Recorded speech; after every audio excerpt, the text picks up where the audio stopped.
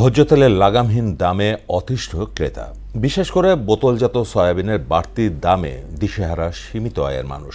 বিক্রেতারা বলছেন সরকার বাজার সিন্ডিকেটের নিয়ন্ত্রণ মানাতে বাধ্য হওয়ায় কাটছে না অস্থিরতা।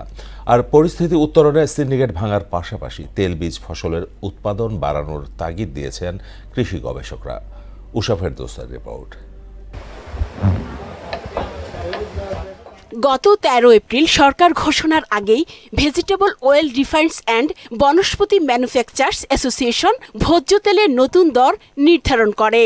তারা বলেছে বোতলজাত 1 লিটার সয়াবিন তেলের দাম 189 টাকা হচ্ছে, আর 5 লিটার বোতলের নতুন দাম হচ্ছে 922 টাকা। এরপর 15 এপ্রিল সচিবালয়ে তেলের দাম নিয়ে ব্রিফিংয়ে রাজস্ব আয় বাড়ানো ও আন্তর্জাতিক বাজারের সঙ্গে সমন্বয়ের অজুহাতে ব্যবসায়ী সিন্ডিকেটের সিদ্ধান্তে সমর্থন জানান বাণিজ্য উপদেষ্টা। আলোচনার ভিত্তিতে 189 টাকায় প্রতি লিটার সয়াবিন তেল আমরা বোতলের ক্ষেত্রে এবং 20 টাকা কম হচ্ছে আপনার খোলা বাজারের জন্য। এমন প্রেক্ষাপটেই তেলের বাজার অস্থির বলে মনে করেন খুচরা বিক্রেতারা। ব্যবসায়ীদের কাছে আপনার সরকার জিম্মি, কিছু করার নাই, কারণ ওনারা আগেই ডিক্লেয়ার দেয় যে তেলের দাম বাড়বে, এত টাকা লিটারে বাড়বে। আপনার রোজার থেকে স্টার্ট করছে ওরা বাড়ানো। সিন্ডিকেট না, আমি বলবো কেন সিন্ডিকেট বলবো, সমন্বয় হলো সরকার এবং মিল মালিক, ওনারাই বসে এটা সিদ্ধান্ত নেয় তেলের দাম কমবে না বাড়বে। এরকম সিন্ডিকেট আমি বুঝি না কিছু। আর সয়াবিন তেলের এমন দামে নাজেহাল ক্রেতারা। আমরা গরিব না, দেন 30 টাকা হইলে তো আমরা 1 কেজি আলু কিনা খাইতে পারি। আমরা কিভাবে চলুম? আমাকে 10 টাকা ইনকাম, 20 টাকা খরচ হয়।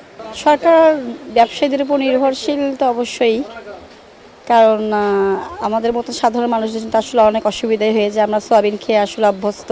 তবে সিন্ডিকেট নিয়ন্ত্রণ করা না গেলে এই সংকট উত্তরণ কঠিন বলে মনে করছেন কৃষি গবেষকরা। সানফ্লাওয়ারের আমাদের স্যালানের এরিয়াতে চাষ করা সম্ভব, এবং অনেকে তো আপনার ওই এখন বরিশালের এরিয়ায় চর এলাকায় চাষ করছে।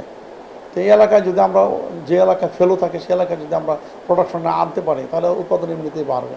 এই সিন্ডিকেটকে ভাঙতে হবে। আমার কাছে যেটা মনে হচ্ছে সিন্ডিকেটের কোনোভাবে আমরা ভাঙতে পারছি না। সরকার এখানে ব্যর্থ হয়েছে, শতভাগ ব্যর্থ হয়েছে, যে আবারও 14 টাকা করে তেলের দাম বাড়ছে।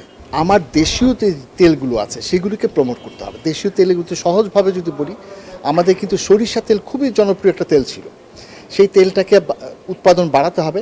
আমদানি নির্ভরতা কমানোর পাশাপাশি তেলবীজ জাতীয় ফসলের আবাদ বাড়ানোর তাগিদও দেন তারা। পেরিলা তেল খুবই ভালো একটা তেল, এটা উৎপাদনশীলতা খুব ভালো। উষা ফেরদৌস, মোহনা সংবাদ, ঢাকা।